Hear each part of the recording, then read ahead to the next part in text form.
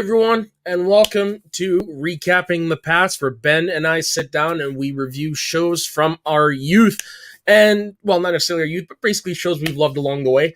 And we did it, folks. We finally did it. We are reviewing the last bit of Saved by the Bell. Originally, we were going to do the revival, but Ben and I realized it's only a little thing. So when we do our special episode, recapping the whole series, we will talk about it then with our guests. So, Ben, how are you doing? I'm doing well. I mean, in general, I'm doing well, and I'm interested in talking about this. This is really very interesting for me.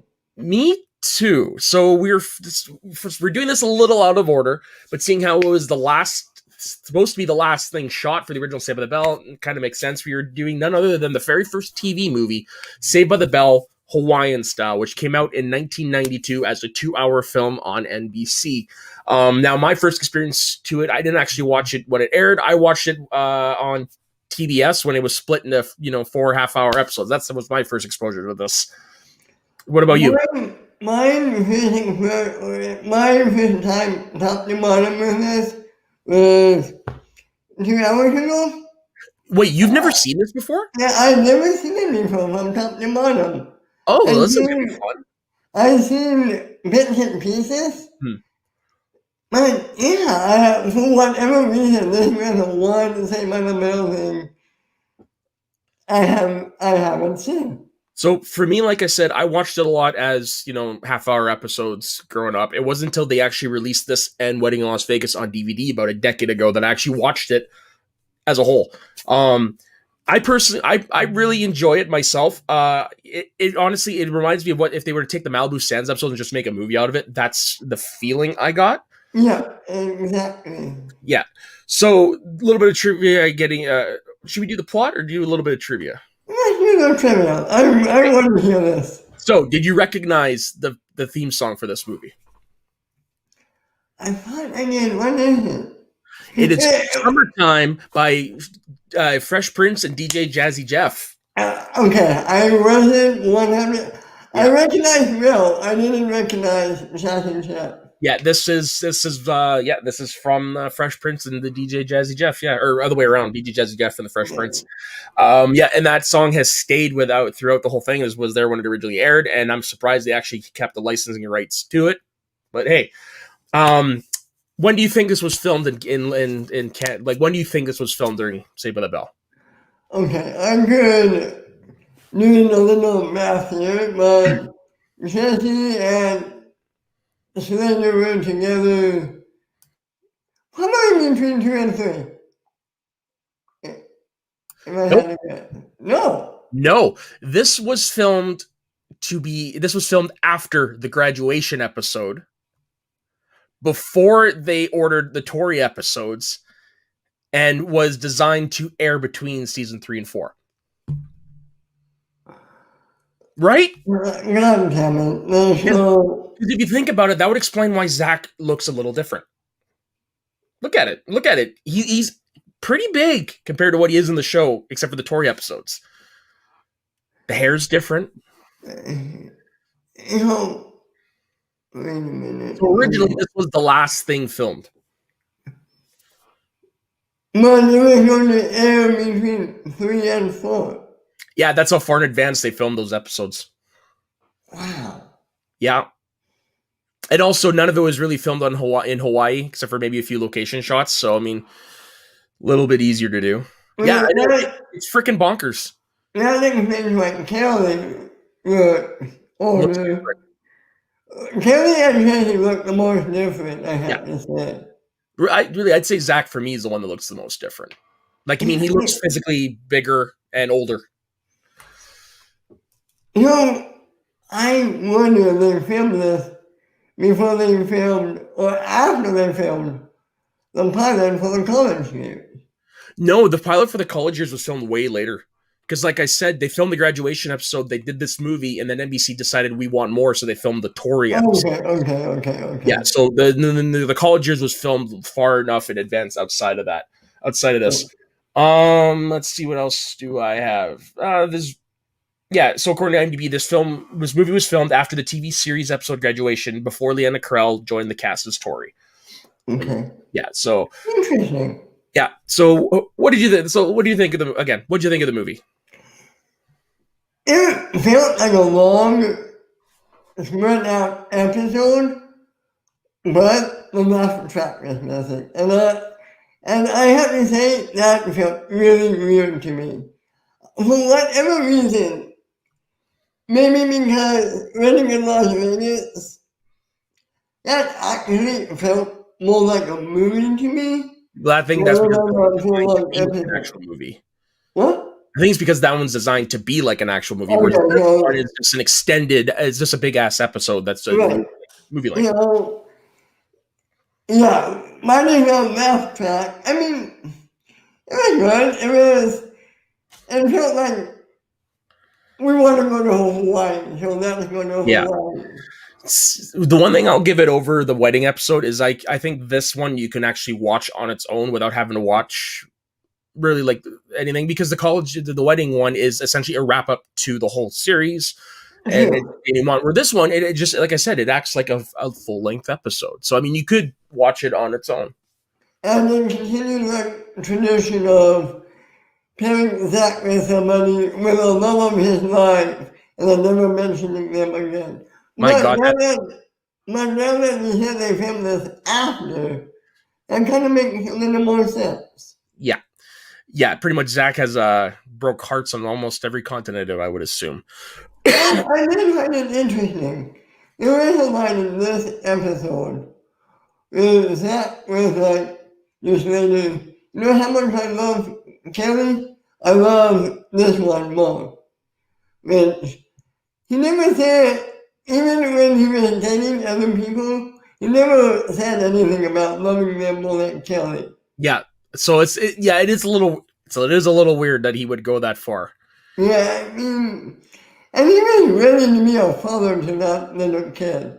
Yeah, but I think that was just more hormones getting into anything else. Because I mean, character is a teenager, pretty much will do anything to get. Like, I'm not saying the character of Zach Morris, as we saw him in this particular time frame, didn't care for the kid. Zach has shown that underneath all the slime, he has a heart. We all know that, but I think it's just more. He was thinking more with. To quote the great Robin Williams, God gave man a brain and a penis and only blood to run one at a time. Oh God, I miss Robin Williams. Me too, and let's not get me started to cry, okay? But that's basically what this is. It's but put down to hormones being in the veil, shrouded in the veil of love. But what did you think of her, of Rena? What is her name? Rena Sofer. I like her. I know I've seen her in a lot of stuff. She's I guess you could call her a great character actress. She's always popping up and stuff. Yeah. Now, where would you? Okay, so we've gotten two separate love interests that we've never seen. That was kind of outside of the main series, so to speak. You got her, and you've got Stacy Carosi. Full disclosure, folks, I've been sick the last little while, so my brain's a little bit wonky. You wouldn't have gotten there. I was just helping you. Yeah, out. well, it's not Corona, it's not Corolla. But no, who do you prefer better? Personally, I actually like this one better. I like this lady better. Can we include Tori or no? No, I'm talking like special events, things like Okay. Sands was a special event. This one, Okay. I think I had to go. God. Colossi. What's your name? Leah Remini. Yeah. No, what's the first name of Colossi? Oh, Stacy. Stacy. Thank you. I have to go with Stacy. Only because I feel like how you felt with Tori, how she could keep up with Zach. I feel like Stacy could keep up with Zach better than this one can, in my opinion. That's a valid point. I see. I'm on the other side. I like. Now why am I blanking on her name? God darn it! And I just watched this. Darn it. Andrea. I'm actually on the side of Andrea personally. I think they actually have better chemistry. And I think it brings out a side of Zach we don't normally see. But what he could be like as in the future as a father.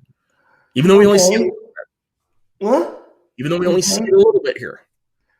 That's true, but that doesn't matter if you saw the reboot. Yeah, I know, that's true. But I mean, like, what I'm talking about. Yeah, no, Yeah, you're a good point. But at least with this, we see what Zach could be. Whereas the Malibu Sands, it was very much, well, so was this, but it felt more like a fling than anything else. I guess he was. We could see and sort of what kind of father he has a potential to be. Yeah. Like a kid. So do you want to get into a plot right here? Yes. Also, I do have one thing to ask you though. What do you think of the Screech subplot? Only Screech, huh? You know what? To be honest, I was hoping for a bigger payoff. Oh, okay. Yeah, when you mentioned what I want to talk about, I'll get more into it. Okay. Well, luckily, IMDb has the full plot, so I'm going to start reading it. Okay, so the gang of Bayside goes to Oahu, Hawaii for 2 weeks of R&R during the summer. Meanwhile, the principals of LA are taking a tour of Hawaii. I'm try to say it properly. Hawaii. And their leader is none other than Mr. Belding. While at the airport, Lisa bets Slater and Jesse $50 each that they can't get along without fighting for 2 weeks. Also at the airport, Zach meets Andrea Larson, a 22-year-old citizen in Hawaii, and it's love at first sight for Zach. But when her boyfriend, Derek Worthington, picks her up, Zach doesn't think he'll ever see her again. The gang stays at the Hideaway Hotel, which is run by Harry Bannister, Kelly's grandfather. Mr. Belding stays with the other principals at the fancier Royal Pacific. Harry tells the gang that he may have to sell to the Royal Pacific for their expansion because they have driven away the other guests and put him out of business. The gang helps him by becoming his volunteer staff, and they spend the rest of the day on the beach. Well, of course, that's what happens when you all of a sudden get a job. You go to the beach. Yeah, listen, everybody. Oh, yeah. I wish. All right. The next morning on the beach, Screech and Lisa are kidnapped by members of the Loco Pupuku tribe and are brought to their village near the hideaway. The tribesmen tell Screech that he is their new chief. Apparently, over 100 years ago, their chief Manaleo told them that his descendant will save them whenever there is a crisis, and the statue of Manaleo looks a lot like Screech. The tribe is afraid that the Royal Pacific will steal their land and build on it, but they have no deed to prove they own the land. Meanwhile, Zach comes with a plan to get more business for the hideaway. The gang goes over to the Royal Pacific dressed as Royal Pacific staff and give horrible service to the principals of Mr. Belding's group. Slater impersonates a clumsy waiter, while Jesse pretends to be a rude German-accented maid. Kelly and Lisa pose as lifeguards who yell "shark" to the beach guests, and Zach and Screech are two goofy Wayne and Garth-type exterminators. After hearing of the complaints from the group, Mr. Belding, on the advice from Zach, decides to move his group to the hideaway. Now, what did you think of this as it was going on? Zach and Screech as this rip-off of Wayne and Garth. I laughed at it, but at the same time I had to remind myself, oh, okay, they were able to do it because it was on NBC at the time. Very topical, and I'm also at the time this movie was filmed was during when Wayne's World 1 would have been coming out, so it's very, very topical. Yeah. Kind of dates it a little bit. I got a little bit. Okay, the deed. I'm going to fast forward a little. I thought by the end of the movie they were going to find the damn deed. Now, funny enough, when I texted you, "Oh my God, Belding," this is what I was referring to as the deed. You mean really? Which we'll get to a little bit later, yeah. Okay, next. Bringing it up. Okay. While at the Royal Pacific, Zach sees Andrea there. She is the activities director, and her boyfriend, Derek, is the son of the ruthless Charles Worthington, who is the owner of the rival hotel. Later, Harry's lawyer, Brian Hansen, or Handsome, as Kelly likes to call him, hits on Kelly, and they get very close immediately, while the gang tries to appease Mr. Belding's tour group. Zach and Screech take a bunch of them out on a boat trip, but the boat runs out of gas. But Andrea suddenly appears on a speedboat passing by and gives them a tow back to land. Slater tries to demonstrate the Hawaiian fishing techniques, which is pretty funny because he ends up catching Mr. Belding, which just made me laugh pretty hard. Kelly and Lisa attempt to teach hula lessons, and Jesse is stuck in the kitchen. Now, this is one of those things where it's just like, okay, obviously they didn't pay attention to what they filmed in the past because it was shown that she can't cook for shit. Right. Yeah. I mean, yeah. But, okay, on that note, somebody has to be in the kitchen. Who would you have put in the kitchen? Well, Slater. He was proven to be an adept cook in that one episode. Okay. I mean, yeah. Yeah, I mean, why not? Okay. Yeah. When Jesse accidentally burns the ham they plan to serve, the Papukus show up with a pot of stew for Screech, and the gang serves it instead. A few days later, Brian takes Kelly out on his boat for a trip around Oahu. Here, Brian convinces Kelly that Harry selling the hideaway is probably her grandfather's best interest. Meanwhile, Jesse, Slater, and Screech take Belding and his group in a minibus for a ride to the cultural center, where Lisa is already there shopping the day away. But they get lost in the jungle, and they end up with a bus getting stuck in the mud, once again throwing verbal volleys against each other. Zach and Andrea are spending a lot of time together on the beach, and he's falling in love with her. Of course. She then introduces her to her 4-year-old daughter, Jennifer. Zach gets along great with Jennifer, and he and Andrea get even closer. Meanwhile, Kelly, on Brian's advice, convinces her grandfather to sell the hotel. At a luau that night, Screech brings the Papuku tribe members over, and there is a major turnout for Mr. Belding's tour group who likes the events. Harry tells Kelly that after seeing the turnout, he won't sell after all, no matter how bad business gets for him. After the luau, Lisa overhears Brian talking on his portable phone to Charles Worthington about a loan extension. Brian turns out to be working for Worthington, who is out to hurt Harry by making him lose everything. The next day, the gang comes up with a plan. Mr. Belding poses as an elderly professor of Polynesian culture at the university, and Zach makes a fake deed to the land of the Papukus to give to Brian. Now, this was pretty cool to see because normally it's Mr. Belding that's the one who's the victim of these plots, but for once he was in on it, and he looked like he was having a lot of fun. He even got a little carried away there a little bit.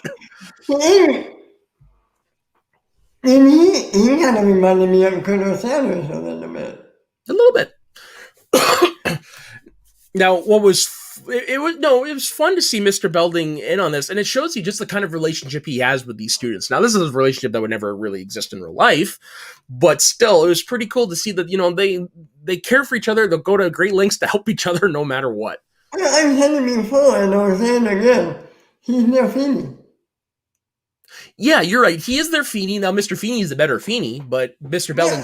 Yeah, I mean... Say that 3 times fast. Well,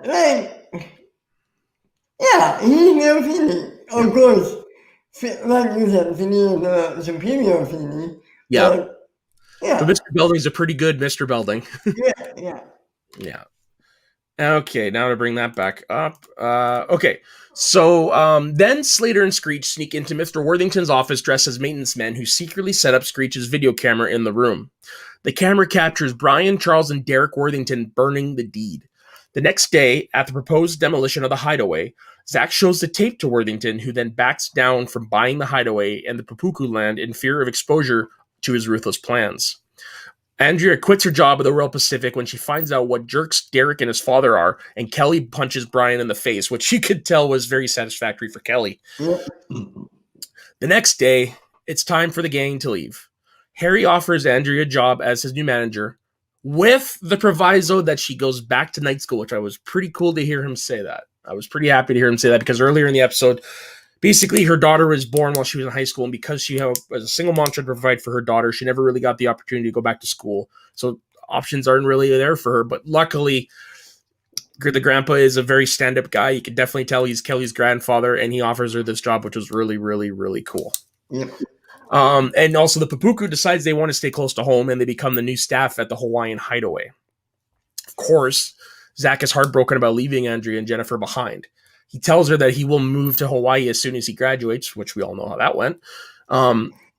Andrea tells Zach that it would not be a good idea and everything will work out with her and Jennifer remaining at the hideaway.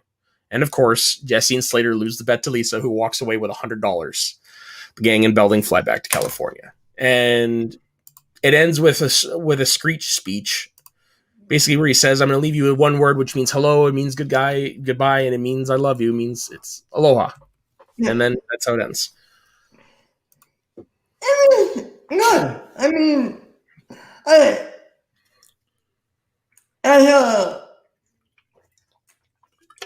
a movie, I think Wedding in Las Vegas is better, but as a standalone, isolated thing, this works, if that makes sense. You're right, because like I said earlier, you kind of need the college years as a lead-in to the Wedding in Las Vegas, because that wraps up everything, especially the college years. Whereas this is an isolated thing that takes place. It's supposed to be between seasons, and it doesn't really have any connective tissue to anything else. Right. All you need to know is you need to know who the characters are, and that's it. Mm-hmm. You don't really need to know about the history of Zach and Kelly either, right? I mean, not really. I mean, it's not even close to being acted upon in here. Like, the only time it's mentioned is like you had mentioned earlier, how Zach said to Slater, like, I've never loved anybody like this since Kelly. Yeah. So, yeah. I like it. I don't know how often I'm going to go back every watch it. But yeah, it's good. It would have been a great prelude in between the seasons. It would have been, yes. It would have been like, hey, this is our graduation trip or some of that. Maybe included Tori. That would have been kind of funny. But for me, I'm not the type of guy. I've never been like, oh, I'm just going to pop in a random episode of whatever the show is. I've never been that guy. I'm more like, I want to watch this. I'll start from the beginning. I'll binge the whole damn thing. Hence the show. But luckily, with Hawaiian style, if I want to go get my fix of Saved by the Bell, I can just pop that in. Yeah, that's a good thing. Yeah, because you've got everything that makes the show famous right there. You've got the shenanigans. You've got Jesse and Slater fighting. You've got Lisa, as always, or she was in charge of cooking one day. She comes out with 40 fucking TV dinners. You know what? That's my one complaint about this movie. Lisa didn't have anything to do. Basically, she was just there. Well, the only thing she had to do is she had to be the one to overhear Brian. That could have been anybody. It could have been anybody. But then if she wasn't there, it would have fallen into what you said earlier, where it didn't feel in our text chain where you said the weddings episode vid movie didn't feel like Saved by the Bell because not everybody was there. Yeah, true. Yeah. Yeah, okay. I mean, I think the subplot with Screech could have been more inclusive and included her. It did a little bit. A little bit, but I feel like they could have done a little bit more with that. Yeah. And now thinking about it, yeah, you are right. She really was kind of wasted. But I mean, that's kind of hard when you have this many characters sometimes. Yeah, of course. I mean, but yeah, it was good. Makes me want to go to Hawaii, even though this, like I said earlier, this film was not filmed in Hawaii. Where was this one filmed? I think it was Santa Monica, is what I read. Just gonna double check that, so I'm not talking on that. That could be. I'm not sure. I just know it wasn't filmed in Hawaii. Okay. Because I live near Santa Monica, so I should have. Maybe I might have mistaken the wrong place, but I just know it wasn't filmed in Hawaii. That's good. It'd be like old 90s shows back then had a Hawaiian trip. Yeah. Although this one, it kind of makes sense that these guys would have a Hawaiian trip. They're all rich kids. Yeah. I mean, if I remember correctly, I think it was in season 1, Kelly did mention she had an uncle who lived in Hawaii. That's right. And they did continuity with that. A little bit. It's not, instead it wasn't the uncle overall, it was the grandfather, which we never actually did mention Dean Jones as the grandfather. What do you think of him? Like Dean Jones, for those of you who don't know, back when our parents were kids and probably when our grandparents were kids, he was kind of a big deal. He was a star of a lot of Disney live action movies in the 50s and 60s. He is part of like Disney Hall of Fame. He is Disney royalty pretty much. It was great seeing him a part of the show. Yeah. Yeah, I'm going to say this. They got some interesting guest people throughout the entire series. Yeah. And what I like is he fit. Yep, he did. He fit. He wasn't a foil or whatever. He fit perfectly in with the gang, and he seems like everybody, the grandpa, everybody would love to have. Yeah, so he was just to list off a couple of the movies that he was in. So he was in, I believe, he was in the original Love Bug, which is the Herbie movies. Yeah. The original Shaggy DA. He did episodes of Love Boat. He was in the movie Beethoven. That Darn Cat was also Disney. He was in a movie called The Ugly Dachshund. Blackbeard's Ghost. Yeah, he was very the $1 Million. He was very well entwined with Disney at one time. I remember him. Yeah, and of course, unfortunately, he's been dead for 5 years. But yeah. well, he died at 84. Man, the guy had a good run. Yes, he did, and so did Saved by the Bell. And on that note, we are at the end of the episode. That was actually a pretty damn good segue, if I do say so myself. Okay, so now we are at the end of Saved by the Bell. What do you think the legacy is? David, but I think it holds up. What do you think? Yeah, I definitely think it holds up, but I think if kids today, if the audience the show is made for were to watch it through today's eyes, like if the demographic from today were, how the hell, I'm screwing that up. If kids today were to watch it, the kids that were of the age of Saved by the Bell, but in today's era were to watch it, I don't think they'd like it because, like you said, it is dated and it is incredibly cheesy. And not the majority, but there are some things that aren't PC. Oh, 100%. Yeah. Like this, as much as I laughed at Screech being the chief, it is definitely a white savior thing. Yeah. Not to say he couldn't have had Polynesian descent. That is not for me to say. I didn't write the damn thing. But it does, on the surface, definitely has the white savior thing. Yeah. A lot of things. A lot of white in this movie itself. Yeah. Oh, yeah, of course. I mean, they could have, the Pukuku tribe was basically comic relief. And what was it? The white folk of Hawaii named them, like, they give them the nickname of like the friendly idiots or something like that. Yeah. But yeah, no, overall, I think Saved by the Bell, its place in pop culture is definitely earned because it was lightning in a bottle. Everything came together at just the right time. It needed a few tweaks, but when everything finally clicked, there's a reason it's still being talked about 30 years later. It's a reason that it was revived. It's a reason that you've got Zach Morris's Scum on Funny or Die, right? And Funny or Die or College Humor? I think it's Funny or Die. Okay.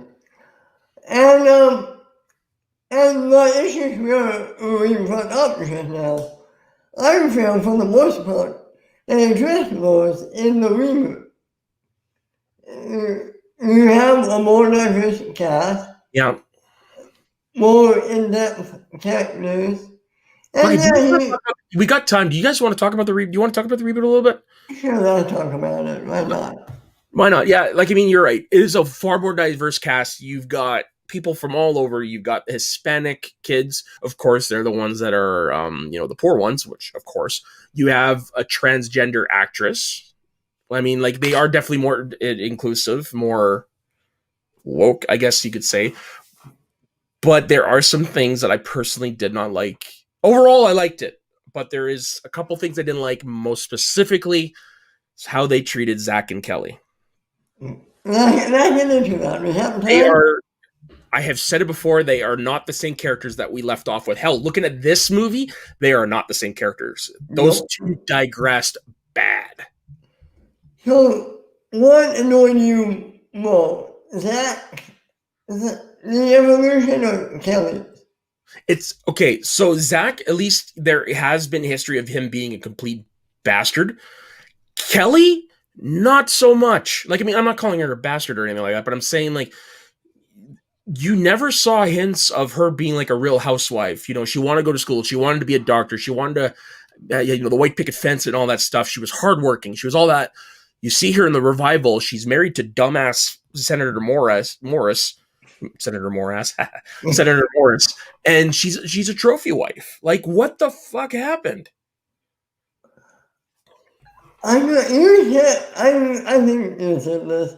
You said the producers are the ones from Zach Morris's tracks, right? Yeah, it's I believe it's the head writer, if not the showrunner. Just give me a second.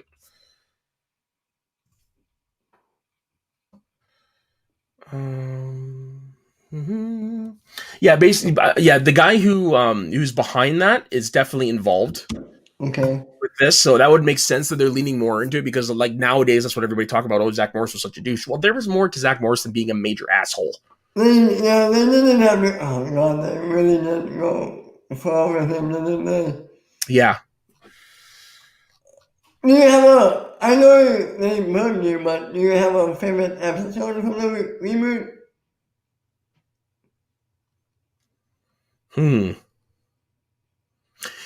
You know, actually, I know they bugged me, but it's the one where the four characters reunited. Yeah, me too. I mean, it was nice to get them all together, and you had the hilarious bit with the principal. Oh my god, that was good. I loved how they inserted him in flashbacks. Yeah. Damn, now I'm forgetting what flashbacks they inserted him in. Yeah, the Todd capsule. Because the character's name is Toddman. They put him. I remember they put him in the drug episode. Yeah. And I forget. Did they put him in? A little bit of trivia from this episode. Despite Principal Toddman being a classmate of the original Bayside Gang, John Michael Higgins is a decade older than the original main cast. You can tell. Yeah. And I like that they included.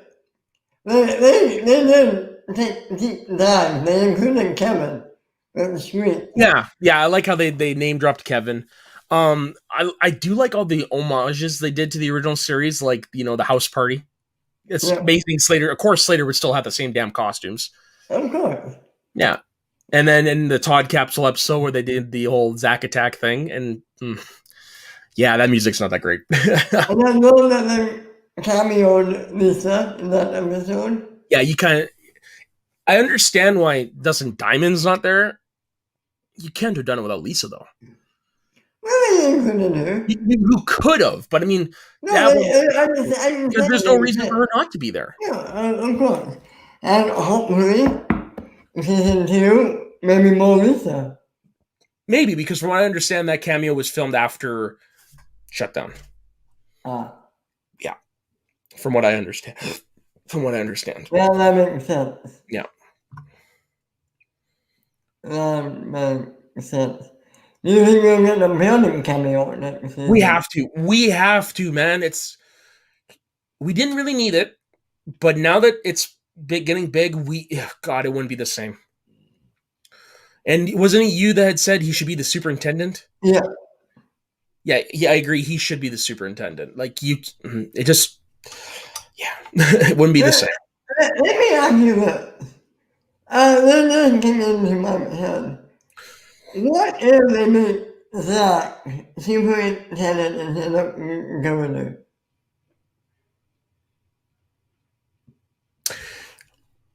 No. Okay. Reason I say that is because Zach, we know Zach has the potential to be a good person, but never once have we ever seen or even had a hint of him wanting to get into education. Like, he was meant for. Well, don't forget there was that one episode where he was principal. Yeah, but that's a little different. That was done to teach him a lesson. True, but true. They could have made him, well, I get, well, Jesse was a guidance counselor, Yes, he was a right? guidance counselor, which if Well, you they think about really it, makes couldn't make, sense. they couldn't make Kelly like a teacher. That wouldn't have made sense. Yeah, see, with Kelly, yes. Now they could have made her a teacher because we do see in that episode where it was something she was interested in potentially doing, and then she was studying her medical degree. Like, I mean, it would have made sense for her to be a teacher, but definitely not Zach. Zach, I think, as a governor works, just not how they did it, in my opinion. They needed him to be the reason why the two schools. It was, I don't know. For me, just him, that version of Zach Morris for me does not work. We don't have anything. I mean, that's canon if you don't want to. No, I'm not that petty. I'm gonna think of it as canon. Sorry, new class. No, it's canon, but I mean, just because I don't like it doesn't mean everybody else feels the same way as me. I think Okay. now on the flip side, though, this does potentially introduce the possibility of more character growth for him, like we needed. But to try to get him back to who he was when we left him off at the wedding. I think that's what they were hinting at the I end of hope so. the finale. I hope so, because as much as the outrageous stuff was fun to watch, I want to see. I want a little bit more of the serious You stuff. you wanted him to character that cared about the streets. You wanted him to Yeah, character, exactly. You you nailed it right. wanted him like a character that got up his head when his friend, the Native American, died. You want that Yeah, character back. I want the guy that came up with a plan to help his soon-to-be grandfather-in-law save the hideaway. Yeah, The guy who cared about the ducks, the animals, and what have exactly. you. Right. Monetary gain. Like, that's the guy I want back. So in other I words, want my Zach Morris. in other words, in talking about that duck episode, everything before the oil spill, that's what they basically made Zach into. He Exactly. Yeah, went after the oil spill, Zach. yeah. Until he realized there's more at stake here than this, and you Right. you see that a little bit at the end of the first season of the revival. I just wish I saw more of it. And I will say this, I did like, I think you said it too, that final joke at the end of the finale, that was good. Yeah, it could be interesting to see how they deal with COVID-19 in this universe. Oh, God. Now, Yeah, one, as someone who has a little bit of experience with it, I hope they don't take it too lightly. I hope they don't make a whole shit ton of light of it. But I'm curious to see what they do with it. the problem is, even though we just said yes, it has evolved, it is still the same as a male. Of course, yeah, that is something And they've nailed. Is that they nailed the tone of the original and modernized it 100%, 100%. I think I hope they do. I like this, and I hope they handle it really carefully. That's what I was Yeah, saying. exactly. I think they're smart enough to handle it right. And my God, I'm happy they brought Doc back. Yes, It would have been cool if they also brought back James. And then they gave us that. yeah, it makes sense as that Max would still be working there after all these years, and Max has not changed one bit. How did he look the same? It's the same actor. No, well, you were thinking with an order, he looked the same to me. Oh no, yeah, you're right. He looks like he hasn't aged a bit. I'm guessing it's a wig, but Yeah. So those are our thoughts on the movie, and I don't know, we decided to talk a little bit of the revival. We'll definitely be talking about it more in our next episode because we will be having none other than John from Movie Lovers Unite coming on and talking about the whole series as a whole. He's a fan just like the rest of us, so we're definitely going to be breaking down some things. We're going to be doing, our favorite moments, favorite screech moments, what have you. Definitely look out for that one. So Ben, where can everybody find you? you can find me at my Twitter at Midway2 every Tuesday on Shooting the Breeze with Matt here. We're having our friend Phil from Saturday's Get Shitty Show on Shooting tomorrow night, so that might be fun. Well, shooting tomorrow night, airing before this one. Remember? Shooting Right, the right, Reboot 5? right, right, right, right. Recapping. Every Saturday on recapping. Every Sunday on Get Ready. Sunday. Every other Saturday on Mount Schmodown. And every Friday on Ten Top Takes. I think I got everything. And you can find me on everywhere that he's just mentioned. You can also find me over at my other channel, Schmoes of the North, where we sit down and we break down what is the going on in Schmodown, and where we also have our other show, Northern Consultations, where we sit down with people in front of the camera and behind the camera involved with Schmodown. For the next little while, we're going to be having rookie spotlights. We're going to be doing half-hour interviews with some of the rookies that are coming into the league, kind of like as a player profile sort of thing. We've done the Rager Rick Radis. We had on David Campbell, which was our very first live episode, which was really good. We've got several more rookies coming down the pike. There's so many that I actually can't remember which ones I'm going to be interviewing and stuff. I'm like, no joke. There's quite a few. I think we're at 10 right now. Wow. Yeah, we're gonna be doing a bunch of pre-tapes. It's gonna be nuts. And then we also dropped a video on our YouTube channel called the Inch Memoriam video. Basically, it is about all the things we've lost in 2020. Now, it's nothing to do with death. I just want to put that clear out there.